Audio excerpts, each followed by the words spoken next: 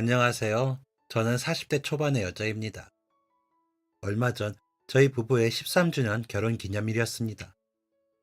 간소하게 6,000원짜리 케이크라는 이름의 빵에 초에 불까지 붙여 축하를 하고 지난 시간들을 돌이켜보니 울컥하는 마음이 들더라고요. 그리 오래 살지도 않았는데 어찌나 구구절절하게 느껴지던지 혼자만 되뇌이고 삭히는 것보다 어디에라도 털어놓자 싶어 이렇게 사연을 보내봅니다. 저는 어릴 때 나름 사는 집 딸이었습니다. 고등학교 때까지 살던 집은 그 골목에서 제일 큰 집이었습니다. 1층부터 2층, 2층에 딸려있는 옥상은 저희 가족이 사용하고 창고로 사용하던 지하 공간은 방으로 만들어 새를 놓기도 하였죠. 아주 어릴 적에는 어땠는지 잘 기억이 나진 않지만 가지고 싶었던 장난감은 다 있었던 것 같습니다. 공주님 드레스같이 우리나라에서 구하기 어려웠던 것들도 외국에 일 때문에 다녀오시던 아버지께서 사다 주셔서 있었거든요. 그렇다고 재벌급은 아니었지만 동네 아주머니들께서 급하게 돈이 필요할 때 오셔서 어머니께 아쉬운 소리를 하던 집이긴 했습니다. 어머니는 못 받을 줄 알면서도 번번이 돈을 내어주시기도 했습니다. 얼마나 급하면 체면 불구하고 저렇게 오겠니? 많은 돈도 아니고 안 받을 생각으로 주는 거야. 어차피 돈 못 갚은 사람은 다시 오지도 못해. 라며 돈을 빌려가는 아주머니 편을 들고 나셨습니다. 저는 어릴 적부터 너무 흔한 모습이라 그러려니 했습니다. 그 덕분인지 제가 지나다닐 때마다 오셔서 어머니 안부를 묻는 어른들도 많았죠. 여유 있는 집에서 주변 어른들, 학교 선생님들, 친구들한테도 구김살 없는 어린 시절을 보냈다고 생각합니다. 어디를 가든지 저에게 친절한 사람들이 저를 보고 웃고 있었죠. 저도 예의 바르고 얌전히만 지내면 칭찬을 받으니 마음에 그들이 없기도 했고요. 매일 아침이 행복한 나날들이었습니다. 고등학교 때는 미술을 전공하여 졸업 후 유학을 가려고 준비도 하고 있었고요. 매일이 새롭고 나아질 거라는 기대로 설레고 좋았습니다. 세상에 모진 풍파 같은 건 평생 모르고 살게 될 줄 알았습니다. 하지만 그 호시절은 제가 고2가 되던 해에 터진 IMF로 다 무너졌습니다. 중소기업들은 언제 문을 닫아도 이상하지 않은 그 시절. 저희 아버지 사업 역시 어려운 지경에 이르렀던 것이죠. 모두가 어려웠던 그 시절에 자금 융통이 어려워진 아버지께서는 대출을 해주겠다는 말에 속아 서류를 해주셨다가 사기를 맞게 되셨습니다. 온 집안 물건에 빨간 딱지들이 영화나 드라마에서처럼 붙었고 어머니는 쓰러지셨습니다. 저는 모든 게 꿈인 것 같아 인정하고 싶지 않았습니다. 방문을 걸어 잠그고 이불 속에 누워 있었습니다. 학교도 가기 싫었거든요. 모두가 저에게 손가락질할 것 같았습니다. 친하지 않던 아이가 저에게 잘 사는 집 딸이라 그런지 너 되게 별로다. 너가 그렇게 생글거리고 웃으니까 내가 불행한 것 같잖아. 라고 한 적이 있었는데 모두가 제게 그럴 줄 알았다. 잘난 척하더니 라고 할 것 같더라고요. 국내 대학이 아닌 외국 대학을 준비하는 탓에 실기에만 더 몰두하던 저는 레슨비도 없어진 그 상황에서 다른 그 어떤 방법을 찾기도 어려웠고요. 착하고 열심히 사신 부모님이 무슨 잘못으로 이런 대우를 받으시는 건지 분한 마음도 컸습니다. 하지만 그런 마음은 시작에 지나지 않았습니다. 거의 모든 짐은 경매로 넘어갔고 남은 짐들만 챙겨 정든 집을 떠나는 것을 시작으로 저의 삶은 완전히 달라졌으니까요. 제 방은커녕 창문도 제대로 나지 않은 방에 세 식구가 겨우 누울 수 있었고 밥도 작은 상에 앉아 먹었습니다. 식탁에 그럴싸하게 차려진 맛깔스러운 음식들은 더 이상 없었습니다. 그래도 아버지와 어머니 앞에서 저는 웃었습니다. 그래야 할 것 같았습니다. 매일 틈만 나면 사기꾼 잡으러 가신다는 아버지와 어떻게든 저와 아버지를 위해 상을 차리고 싶어 식당에 나가시는 어머니가 저를 위해 버티고 계시다는 걸 알고 있었으니까요. 간혹 그 작고 좁은 방에 아버지를 찾아오는 손님들도 계셨습니다. 아버지와 회사에서 함께 일하시던 분들이 오셔서 사장님 힘내시라며 봉투에 돈을 담아주고 가실 때도 있었고, 미처 갚지 못한 돈을 받으러 오는 사람들도 있었습니다. 그런 사람들 앞에서 전과는 다르게 작아진 것처럼 보이는 그 모습이 서글퍼 보일 때도 있었지만 그래도 웃었습니다. 그래야 부모님께서 버티시니까요. 제가 웃어야 부모님께서 버티시니까요. 제가 울면서 무너져 버리면 부모님의 세상이 무너진다는 걸 알았거든요. 학교에서 멀리 이사를 가는 바람에 버스를 1시간을 타고 등하교를 하면서도 저는 아버지, 어머니 앞에서 웃었습니다. 하지만 그게 다였습니다. 아무데도 숨을 곳이 없는 집에서 에너지를 다 써버리고 학교에서 저는 전과는 다르게 어두운 아이가 되었습니다. 말도 잘 안 하고 친구들과도 어울리지 않았습니다. 당연히 웃지도 않았죠. 친구들은 그런 제가 변했다며 멀어지고는 더 이상 아는 척도 하지 않게 되더라고요. 그런 것 따위 그때는 아무렇지도 않았습니다. 그게 문제가 아니었거든요. 반드시 디자이너가 되겠다며 유학을 준비하던 제가 뭘 해야 먹고 살지, 그게 제일 큰 걱정이었거든요. 마음 같아서는 학교도 그만두고 싶었습니다. 하지만 검정고시를 볼 자신도 없어 그냥 졸업만 하자고 생각했습니다. 그러다가 집 앞 버스 정류장 근처 분식점에서 아르바이트를 구한다고 붙은 종이를 보고 덜컥 들어가 일자리를 구했습니다. 부모님께는 야자를 한다고 말씀드렸습니다. 그렇게라도 돈을 벌어 부모님께 보태드리고 싶은 마음이 컸기에 그런 거짓말은 해도 된다고 생각을 했습니다. 작은 돈을 받지만 열심히 일했습니다. 버스 정류장 앞에 있는 가게는 제가 일하는 야간 시간에도 손님이 꽤 있었습니다. 생전 처음 해보는 일에 실수도 많았지만 주인 할머니께서 이해해 주셔서 많이 배우며 일을 할 수 있었습니다. 목돈을 만들어 드리고 싶어 3개월 동안 열심히 모은 돈을 어머니께 드렸을 때 저는 처음으로 어머니께 혼이 났습니다. 누가 너더러 돈 벌어오라고 그랬어? 누가 이런 짓 하래? 너는 공부나 열심히 하라고 했잖아. 너 정말 엄마 잘못되는 거 볼 거야? 하시며 화를 내시던 어머니는 잔뜩 일그러진 얼굴을 감싸 안고 우셨습니다. 어머니의 그 절망감이 너무 절절하게 느껴져 저도 울었고요. 아버지는 그런 저와 엄마를 보시고는 안 그래도 작아진 어깨를 더 작게 만드시고는 벽을 보고 돌아누워 일어나지 않으셨습니다. 그 작은 단칸방에 세 식구가 닿지 않을 방법이 없는데도 저희는 뿔뿔이 흩어진 채로 잠이 든 밤이었습니다. 그 후로 저는 매달 월급을 받아 어머니께 가져다 드렸습니다.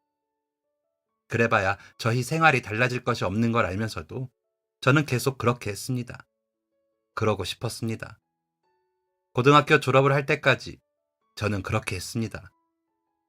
어머니는 저를 투명인간 취급하셨고 아버지는 슬픈 눈으로 저를 보셨습니다. 2학기 때는 취업반에 가고 싶다고 담임 선생님께 말씀드려 취업을 준비했습니다.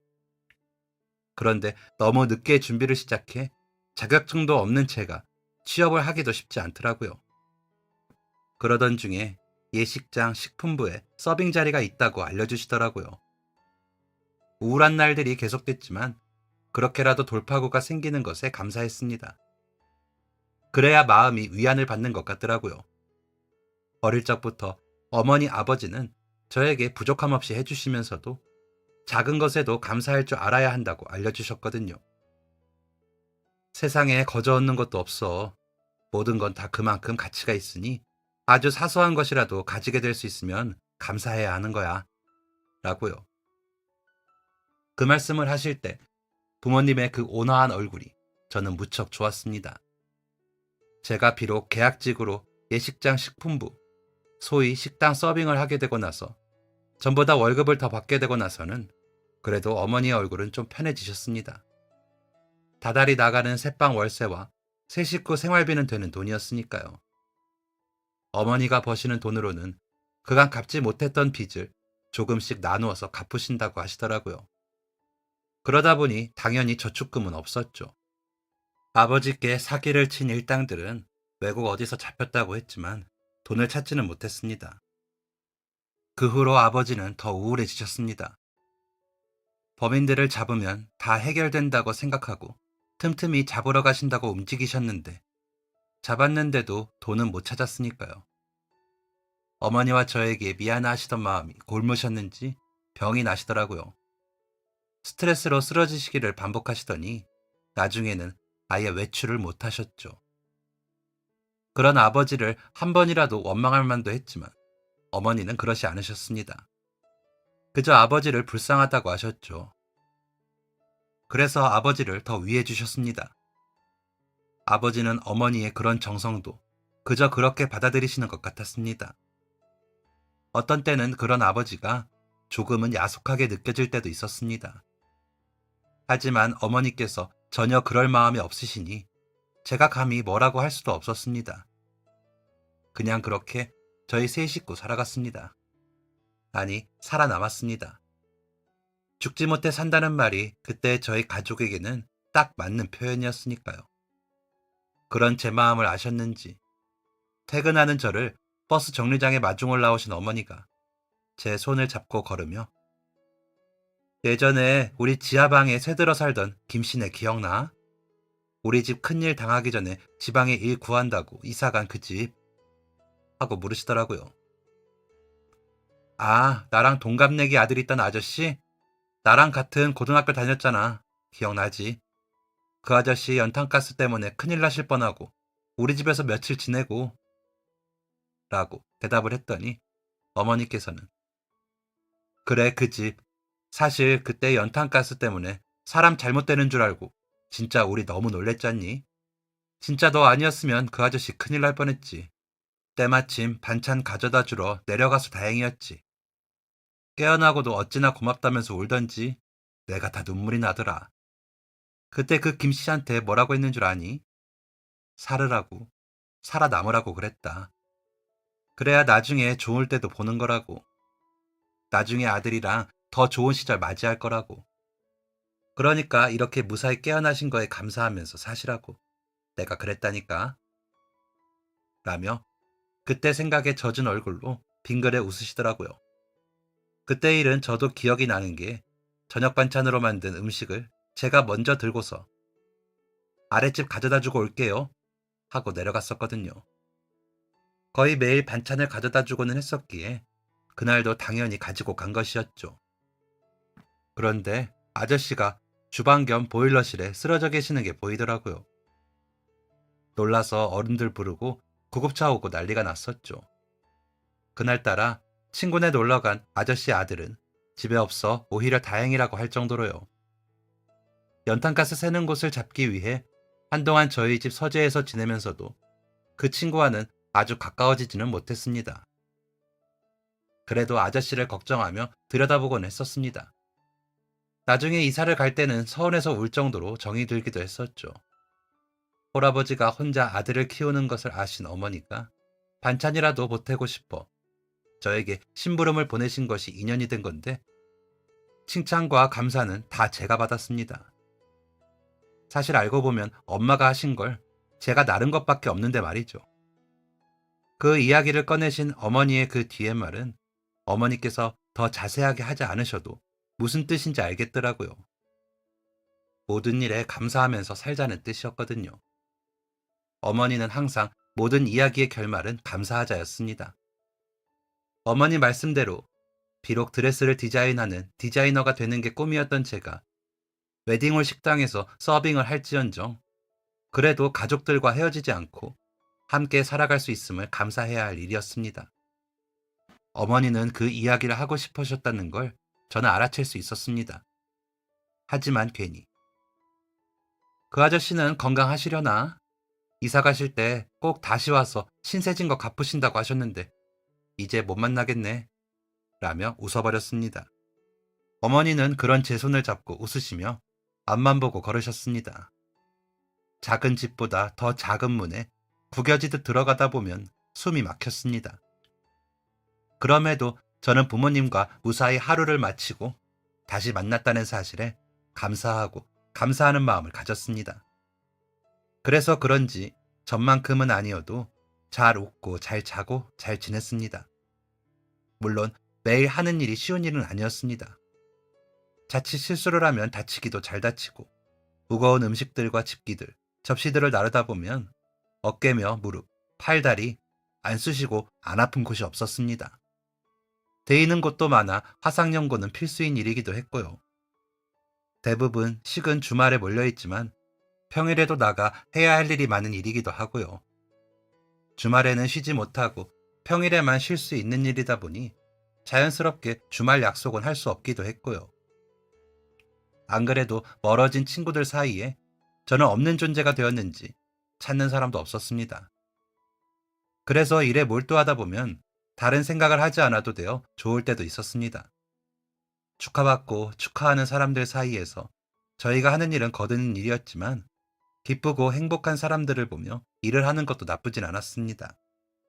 오히려 축복에 둘러싸여 사는 일이라는 점에서 좋은 일이었죠.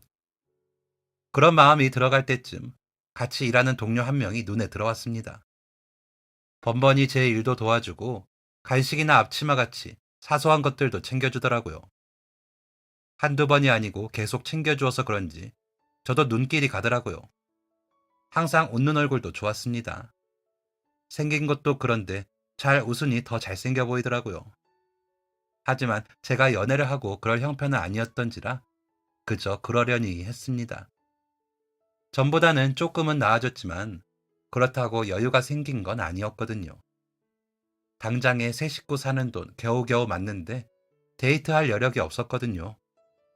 그런데 그 직원이 저에게 선미님, 우리 그냥 편하게 지내면 안 돼요? 솔직히 내가 지금 누구랑 데이트하고 그럴 형편은 아니에요. 나 우리 집 가장이거든요.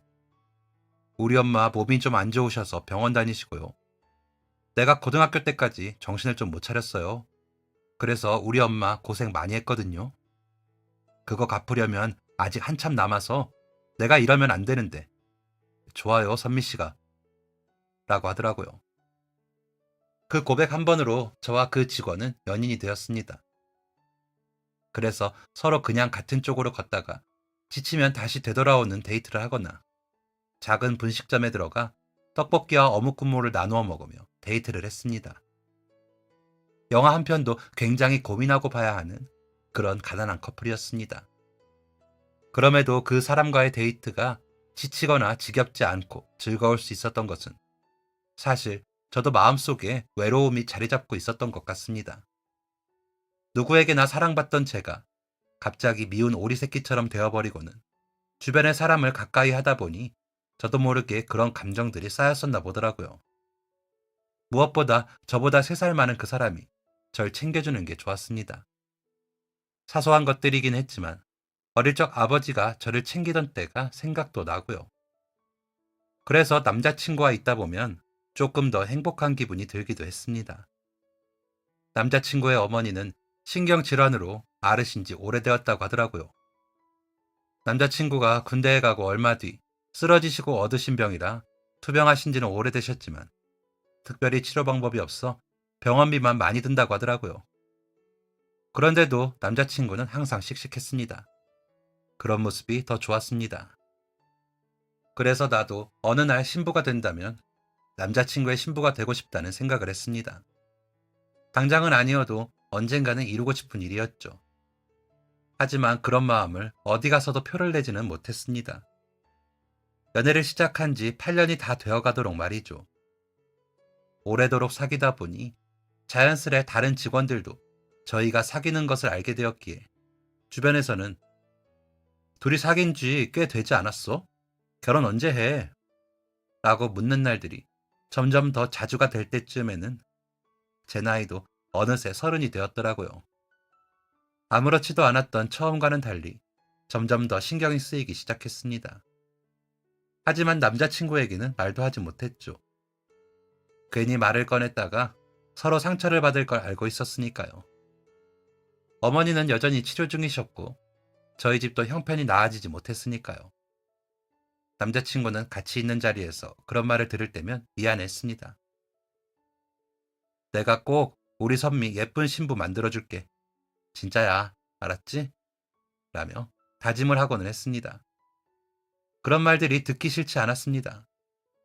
남자친구가 진심으로 하는 이야기인 걸 알았거든요. 단지 그때가 언제인지 약속하지 못할 뿐이라는 것, 그 때문에 제일 속상한 건 남자친구일 거라는 걸 알았기에 그저 웃으며 견뎠습니다. 어차피 형편이 힘든 건 저도 마찬가지였으니까요. 그래서 사람들이 결혼 안 하냐 물으면, 저희는 그냥 이대로가 좋아서요. 둘 다 결혼 생각도 없고 해서요. 하고 넘기곤 했습니다. 그러자 점차 주변에서도 저희에게 언제 결혼하냐, 그러다 헤어진다 하며 말을 얹던 사람들도 말하지 않더라고요. 그렇게 열심히 살면 좋은 날 오겠거니 했습니다. 그런데 이상하죠. 그날따라 몸도 아프고 기분도 별로더라고요. 별일 아닌데 짜증도 나고요. 그런 일이 많지는 않아 마음을 누그러뜨리고 일을 하려고 하는데 서빙장님이 유난히 잔소리도 많이 하시고 위생 지적도 많이 하시더라고요. 그러다 제 머리가 너무 올드하다며 지적을 하는데 표정 관리도 안 되더라고요. 규정대로 잔머리 없이 묶어 말아 올린 머리인데 올드해 보여 분위기가 이상하다니 좀 화도 나고 마음도 상했습니다. 남자친구는 그런 제 마음을 헤아렸는지 어깨를 토닥여주고 갔지만 그날따라 그렇게 마음이 안 풀리더라고요. 그래도 어쩝니까? 일해야죠. 열심히 요리부에서 가져다 주신 음식들 담아 채워놓고 단장하고 테이블 세팅 확인하며 정신없이 식사 준비를 했습니다. 테이블에 놓인 꽃들까지 다 확인을 하고 2부 행사 있는 시기라 무대도 확인하고요. 그러다 다리를 삐끗했는데 발목이 삐었는지 좀 아프더라고요. 그래도 일단 일이 먼저니 일부터 해결하느라 정신이 없었습니다. 식당에서 식 마치고 먼저 손님들이 오셔서 식사를 시작하시면 본격적으로 저희가 해야 할 일들이 더 많아지기 때문에 마지막 식사 손님이 나가실 때까지 정신을 놓을 수가 없어 마음이 더 분주하고 불편한 그런 날이었습니다. 주방 이모님께서 추가된 음식을 주시면서 오늘 신부 너무 곱다 라고 하실 때까지도 그냥 불편해도 그렇게 마무리될 그런 날인 줄 알았습니다. 그런데 제가 그만 실수를 하고 말았습니다. 음식을 다 옮겨놓고 돌아서면서 신부를 보기 위해 고개를 돌렸다가 그만 앉아서 식사하시는 손님의 팔을 친 겁니다. 그렇게 가까운 거리가 아니라고 생각했는데 생각보다 공간이 좁았는지 테이블 사이로 들어가다가 그렇게 되어버린 것이죠. 그 바람에 사용하시던 포크가 손님의 셔츠 쪽으로 튀어올라 부딪혔고 셔츠에 음식물 소스가 묻으며 포크는 바닥에 떨어졌습니다. 명백한 제 실수이기에 얼른 포크를 들고는 죄송합니다. 죄송합니다. 하며 사과를 했습니다. 셔츠에 묻은 음식물로 생긴 보상은 제가 책임질 생각이었습니다. 그런데 손님께서는 화가 많이 나셨는지 아휴 정말 조심 좀 하지 진짜 라고 하더니 일어서서 옷을 살피시더라고요. 그래서 더욱 고개를 숙이며 죄송합니다 라고 사죄를 드리고 있는데 턱하니 제 멱살을 잡더라고요. 야, 눈 있으면 봐라. 이게 죄송으로 될 일이야? 너 이게 얼마짜린 줄 알아? 라는 소리와 함께 제 고개가 비틀어 내려지더니 눈앞이 번쩍했습니다. 그와 동시에 뺨이 얼얼하더라고요. 아픈 뺨을 쥐고서 고개를 바로 드는데 이게 뭐지? 하는 생각과 동시에 주변의 시선이 모두 저를 보는 게 느껴졌습니다. 내가 지금 무슨 일을 당하고 있는 건가? 하는 생각이 미처 다 끝나기도 전에 눈에서 눈물이 흘러내렸습니다. 자라면서 부모님께도 맞아보지 못한 뺨을 생전 처음 본 남자에게 잘못을 했다는 이유로 맞았다는 사실이 슬프더라고요. 순간적으로 어떻게 해야 할지 몰라 배운 대로 죄송합니다. 저 때문에 망가진 옷은 제 사비로 변상해드리도록 하겠습니다. 그러니 노여움을 거두시고 라고 겨우 입을 떼며 다시 한번 고개를 숙이며 사죄를 했습니다. 그런데 제게 그 손님은 배상? 너까지 게 무슨 수로 이 옷을 배상할 건데? 이게 세탁으로 지워질 것 같아? 새로 산다고 하면 그 돈을 다 배상할 수는 있고? 진짜 어디서 거지 같은 게 되도 안 되게 배상 이야기를 하고 있어. 내 기분 상한 거 어떻게 할 거야? 라며 큰 소리를 치더라고요. 저는 계속 사죄를 하면서도 눈물이 흘러 닦으며 고개를 숙였습니다.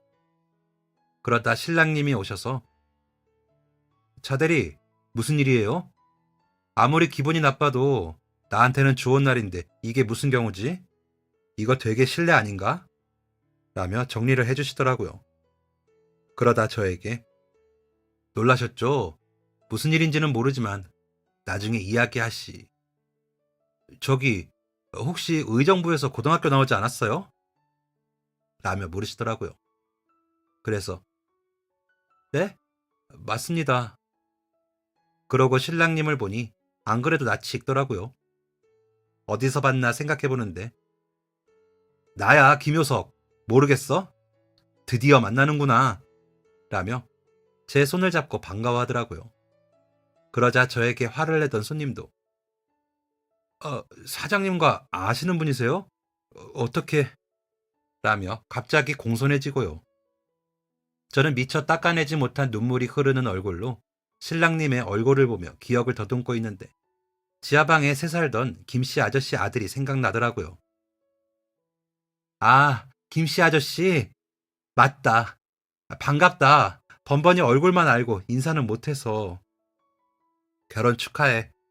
그런데 어쩌니 나 때문에 소란스러워져서 미안해. 라고 사과했습니다. 그러자 그 친구는 저쪽에 아버지 계셔. 진짜 안 그래도 오늘 아침에도 너랑 너희 어머니 이야기했어. 두 사람 아니었으면 이렇게 결혼식도 못 볼 뻔했다고. 가자. 너 보시면 엄청 반가워하실 거야. 미연아, 내가 이야기했던 그 주인집 딸 여기서 만났어. 진짜 내가 드디어 만났다. 라며 들뜬 목소리로 말하며 제 팔을 잡고 이끌더군요. 신부님도 저를 보시고는 놀라시더니 웃으시고요. 금방 전까지는 당장에 처형을 당할 것 같던 제가 그 식의 주인공인 신랑님께 이끌려 예전의 인연과 인사를 하는 게 신기했습니다. 친구와 함께 혼주석에 가니 아저씨가 전보다 나이가 드시긴 했지만 더 건강한 느낌으로 앉아 계시더라고요. 친구가 아빠, 제가 누구랑 왔는지 보세요. 선미예요. 주인집 딸. 여기서 일한대요. 라고 인사를 시키자 아저씨께서 선미? 정말 선미니? 아이고, 내가 죽기 전에 소원 풀었다. 너를 이런 데서 보다니 이렇게 반가울 수가 없다. 아무래도 우리 며느리가 복덩이인가 보다. 그동안 우리가 그렇게 찾아도 못 찾았는데 이렇게 결혼식장에서 만나다니. 세상에, 효서가 이제 이 애비가 사람으로서 할 도리를 다 할 수가 있겠다. 라며 제 손을 잡고 반기시더니 눈물을 흘리셨습니다. 저도 괜히 코끝이 시큰했습니다. 주변 사람들은 모두 저희를 보았죠. 그래도 식은 진행이 돼야 하니 양가 부모님 축하 말씀을 듣고 신랑 신부님 인사를 하는 순서로 진행이 될 수 있도록 다 마치고 남은 이야기를 하기로 하고는 저는 또 제자리로 돌아가 제 일을 했습니다. 얼른 얼굴 확인을 하고 정리를 하고 있는데 부모님 축하 말씀을 하시던 아저씨께서 오늘이 정말 좋은 기일인가 봅니다. 이게 다 우리 며느리가 잘 들어온다는 징조가 아니겠습니까? 너무 고마운 일이 아닐 수 없습니다. 둘이서 잘 살기만 해도 바랄 것이 없는 오늘, 제가 제 생명의 은인까지 이곳에서 만났지 뭡니까? 제 생명뿐 아니라 어미 없이 자라느라 고생이었던 우리 아들에게도 은인인 사람이죠. 번번이 가져다주는 반찬 먹고 컸거든요. 이 장소가 좋은 곳인지 사람이 좋은 것인지 모르겠지만 아무튼 저는 오늘 제 일생에 바라던 일을 다 이루게 되었습니다. 여러분, 행복하네요. 여러분들께서도 행복하시길 바라고 저희 아들내외 잘 살도록 지도해 주시면 감사하겠습니다. 라면서 제 이야기를 해주시더라고요. 그러자 저를 채근하던 손님은 안절부절하더니 얼굴이 사색이 되었습니다. 신랑과 신부님은 정말 잘 어울리는 한 쌍이었습니다. 함께 손님들과 인사를 하는 모습이 꼭 닮아 있더군요. 병아리 한 쌍 같기도 하면서도 예뻐 보여 부러웠습니다. 그날 마지막 예식이라 정리를 하고 있는데 신랑인 친구 아저씨가 오셨습니다. 저기 이야기 좀 할 수 있을까? 라면서 오셔서 할 수 없이 주변 직원들한테 부탁을 하고는 한쪽 테이블에 가서 앉아 이야기를 나눴습니다. 아저씨, 하나도 안 늙으셨어요. 어쩜 그대로세요? 라며 인사를 하는데 아저씨께서는 제 손을 덥석 잡으시더니 그래, 내가 나중에 찾아갔다가 동네 아주머니들한테 얘기는 들었어. 그런데 아무도 너희가 어디로 갔는지 모른다고 하고 학교에 찾아가도 너를 만나지 못하게 해서 못 찾았다. 부모님 모두 잘 계시지? 우리는 덕분에 너무 잘 지냈어. 진짜 너 아니었으면 이 자리에 내가 있었겠니? 그래서 오늘 아침에도 너 이야기를 했는데 이렇게 너를 만나다니 너무 고맙다. 세상에 내가 은혜를 갚아야 되는데 못 찾는 줄 알고 얼마나 마음을 졸이며 살았는 줄 아니? 라며 눈물을 흘리시더라고요. 그런 아저씨를 보던 친구도 눈시울이 붉어져 눈가를 연신 닦아내고요. 아저씨, 그때가 언제인데 아직도 그러세요. 그리고 저는 엄마 심부름 한 건데요. 그리고 일부러 챙긴 것도 아니고 같은 집에 사는 사람이 당연히 해야 할 일을 했는데요. 라며 제가 손사래를 치자 친구가 아니야. 우리 처음 만났을 때가 초등학교 5학년이었고 내가 이사 갈 때가 고1 시작하기 바로 직전이었는데 진짜 우리 아버지랑 나 너희 집 신세 엄청 졌어. 너희 같은 주인집이 어디 있니? 라며 제게 고개를 숙여가며 인사를 하더라고요. 신부님은 그런 아저씨와 친구를 보면서 환하게 웃으시더니 저도 이야기 많이 들었어요. 이 사람이 친구분 발소리만 기다렸다고 하더라고요. 아주머니가 반찬에 간식까지 챙겨서 내려보내실 때 꼭 심부름해 주셨다면서요. 그러다 연탄가스 마시고 쓰러지신 아버님까지 구해주셨다고도 들었고요. 정말 감사합니다. 저희 아버님도 구해주시고 저희 신랑 혼자 배고프고 외로울 때 같이 해주셔서요. 라며 고개를 숙이셨는데 제가 몸둘 곳을 모르겠더라고요. 나중에 대화를 나누며 알게 된 이야기이지만 다른 애들은 지하 산다고 싫은 티를 내는데 저는 한 번도 그러지 않았다고 하더라고요. 그 동네에 지하 사는 애들이 몇 있어서 그 애들과는 서로도 아는 척을 하지 않았고 모른 척 지날 때도 많았는데 저는 항상 빵긋 웃으면서 아무렇지 않게 대해주어서 너무 고마웠다고 이야기하더라고요. 그런 이야기를 하면서 있는데 아까 제가 실수를 해 화를 냈던 손님이 쭈뼛거리며 다가오더라고요. 얼른 일어나. 옷에 대한 보상은 원하시는 대로 제가 해드리겠습니다. 다시 한번 죄송합니다. 라며 인사를 했더니 그러기에 좀 조심하시죠. 제가 순간적으로 욱해서 미안합니다. 라며 인사를 하고 있는데 친구가 일어나더니 차대리 그 옷 얼마야? 라고 하더라고요. 그러더니 내가 아까도 너무한다 싶었어. 우리 회사도 고객 감동시키는 서비스업인데 차대리의 그런 행동들은 우리들의 예비 고객을 적대화시키는 행동이라고 생각하지 않았어요? 아무리 큰 실수였어도 하면 안 되는 화풀이를 그런 일에 해놓고 지금 그런 식의 태도를 보이는 거야? 게다가 그 상대가 나와 우리 아버지의 평생의 은인이네. 어쩌지? 차대리는 그동안 근태도 좋지 않아 경고 중인 거 알고 있죠? 이번 일도 포함시키겠습니다. 그럼 퇴사이던가요? 제가 신혼여행 다녀오기 전에 정리하도록 하세요. 라고 하니 그 손님은 아니 아무리 그래도 회사 밖의 일로 저를 자르시겠다는 말인가요? 그럴 수는 없는 거 아닙니까? 아무리 사장님이셔도 이건 너무하잖아요. 라며 따지듯이 묻자 친구는 우리 회사는 서비스를 파는 일로 이미지가 생명인데 그런 회사 직원이 나가서 갑질을 하다 어디서건 사장에게 보이면 당연히 근태 점수에 반영되는 거 아니겠습니까? 그동안 회사 주변에서 식사하실 때도 태도 조심하시라고 신신당부를 했습니다. 그런데 제 결혼식장에서 버젓이 갑질을 하셨어요. 당연히 근태 점수에 포함시킬 수밖에 없고 그동안 누적된 점수로 퇴직을 권고받으신 겁니다. 그런데 억울하실 게 뭐가 있죠? 라며 한치의 흔들림 없는 태도의 친구는 마치 다른 사람처럼 보였습니다. 그러자 그 손님은 저를 한동안 노려보더니 아유 정말 내가 재수가 없으려니까. 별 그지 같은 거한테 걸려가지고. 참나. 나라고 뭐 가만히 있을 줄 아세요? 두고 보세요. 저 가만히 안 있습니다. 라며 가더라고요. 저는 괜히 저 때문에 일이 생겼나 싶어. 나 때문에 그렇게 안 해도 돼. 라고 했더니 친구는 원래도 간당간당했어. 결혼식도 그래서 얼굴 도장 찍으러 왔을걸. 저 친구 같이 일하는 동료들끼리도 말이 많았거든. 일도 안 하고 이미지도 안 좋고. 라며 웃더라고요. 친구가 신혼여행 일정 때문에 일어설 때까지 대화를 나누었습니다.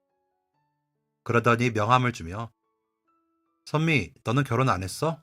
라고 묻기에 응, 하고 싶은 사람은 있는데 우리 아직 좀 어려워서 곧 해야지 라고 솔직하게 말해버리고 말았습니다. 주변의 시선보다 어릴 적 친구를 보니 괜히 마음을 다 털어놓게 되어버리더라고요. 말을 하고도 아차 싶기는 했지만 친구가 신혼여행 다녀와서 꼭 다시 보자고 신신당부를 하는 바람에 그저 흘러가는 이야기처럼 되었다고 생각했습니다. 친구의 명함을 받고 저는 메모로 적어주고는 그렇게 헤어졌습니다.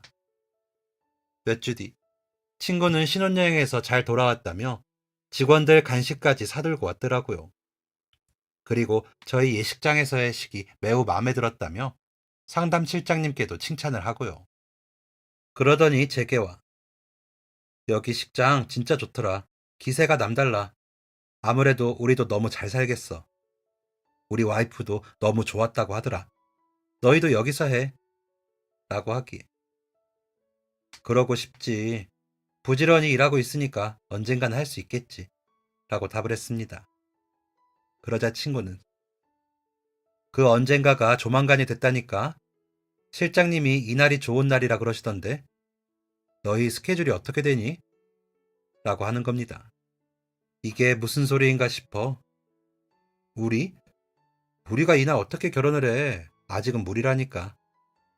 라고 답을 했더니 실장님까지 오셔서는 예식 비용 지원해 주신대. 골라봐. 라는 겁니다. 놀라서 굳어있는 제게 친구는 남자친구가 일을 그렇게 잘한다며?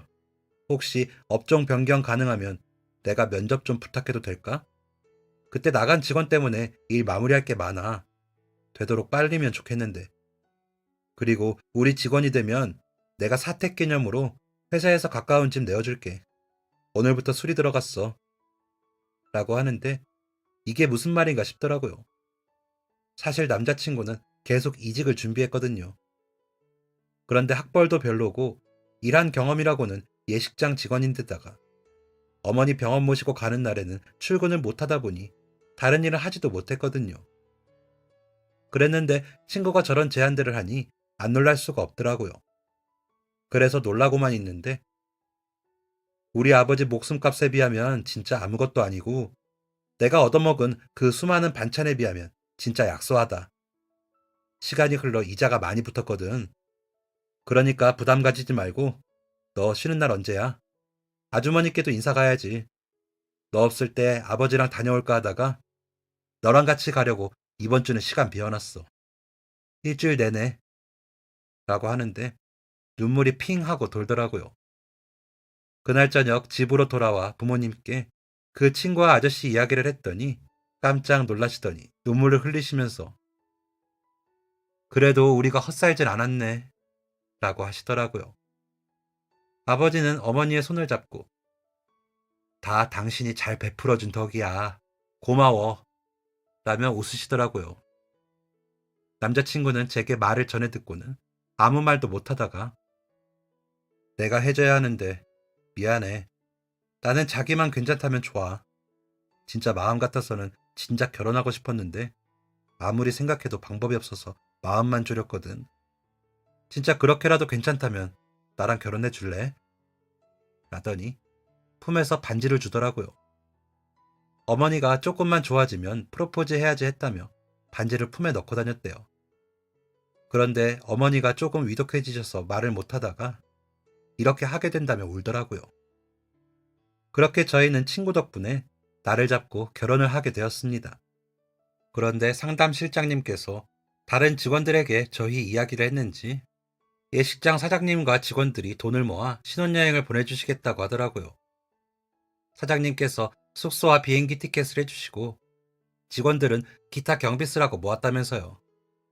너무 신세지는 것 같아 거절을 하려고 했지만 모두가 마음을 모았으니 너무 거절하는 것도 예의가 아니라면서 남자친구 퇴직 선물이라고 하더라고요.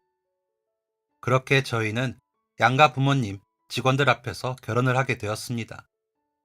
모두들 너무 예쁘고 멋지다며 칭찬을 해주셨지만 무엇보다 그토록 바라던 웨딩 드레스를 드디어 입은 제 모습을 볼 수 있어서 행복했습니다. 아버지는 제 결혼식에 오시느라 몇 년 만에 외출을 하셨죠. 제 손을 꼭 잡고 식장에 들어서시면서 너무 우셔서 모두가 눈물을 흘렸습니다. 정말 감사함으로 넘쳐났던 저희의 결혼식이 끝나고 저희는 더 감사하는 마음으로 살게 되었습니다. 신혼집으로는 친구가 말했던 사택에 들어가 5년을 넘게 살았습니다. 남편은 신혼여행을 다녀온 직후부터 친구의 회사에 출근을 했거든요. 그 후로 친구네는 아들 둘에 딸 하나를 낳았고 저희는 아들 하나, 딸 하나를 낳았는데 친구네 둘째와 저희 첫째가 친구고 막내끼리 친구라 자주 만나고 있습니다. 아저씨와 부모님은 가끔 바깥에서 만나 식사하신다고 하시더라고요. 저희 엄마는 또 반찬을 잔뜩 챙기시고요. 아저씨가 혼자 지내시니 마음이 쓰이시는 거죠. 아버지는 저희 결혼식 후로 경비를 구하셔서 지금까지 다니고 계십니다. 전보다 훨씬 웃음도 더 많아지시고 더 건강해지셔서 안 쓰러지세요. 시어머님은 저희 결혼하고 2년 후에 돌아가셨는데 돌아가시기 전까지 저더러 복덩이 며느리라고 부르며 예뻐해 주시던 목소리가 아직도 그립답니다. 친구는 전원주택을 지어서 본인 장인어른, 장모님, 아저씨, 저희 부모님까지 사실 수 있게 하고 싶다며 저를 마주칠 때마다 말을 한답니다. 한마당에 쌍둥이 집 세 채를 지어서 거기 다 모여 놀자고요. 예전엔 소극적인 아이였던 것 같은데 이제 보니 일 벌리기 쟁이더라고요. 친구의 아내는 그런 친구의 모습이 너무 좋다면서 웃기만 하니 부창부수라는 말이 맞는 것 같습니다. 저희 남편은 그런 사장님이 멋지다고 난리고요. 아무튼 다들 꼬인 곳 없이 잘 이해하고 대하며 잘 지내는 것 같아 감사합니다. 어머니는 그것도 복이라고 하시지만 저는 부모님 덕에 복을 받는 거라는 걸 알고 있기에 그저 감사할 따름입니다. 이런 사이가 멀어지지 않고 오래도록 지속되길 바라며 유지하고 있습니다. 제 삶이 너무 감사한 것 투성이라 어떻게 보자니 신세만 지고 사는 삶 같네요. 그럼에도 불구하고 우리 모두가 제자리에서 최선을 다할 때 그 감사함의 토대가 무너지지 않고 유지가 될 것 같습니다. 그래서 더 열심히 살려고요. 여러분들도 매일을 감사하는 마음으로 바라보시면 지겹던 매일이 달라지실 거라고 생각합니다. 제가 경험해보고 말씀드리는 거니 거의 확실하실 겁니다. 그 감사함이 여러분의 생활을 빛나게 할 거라는 것도 알고 있죠. 매일 행복함에 감사하시길 바라며 글 마치도록 하겠습니다. 감사합니다. 지금까지 사연 들어주셔서 감사합니다. 사연이 재밌으셨다면 구독과 좋아요를 눌러주세요. 감사합니다. 안녕히 계세요.